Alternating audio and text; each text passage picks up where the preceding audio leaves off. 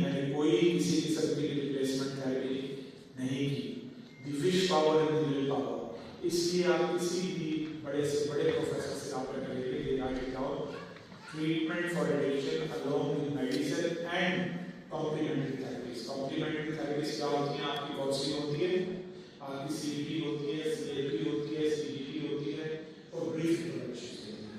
patient की power को empower किया जाता है और उसके अंदर जो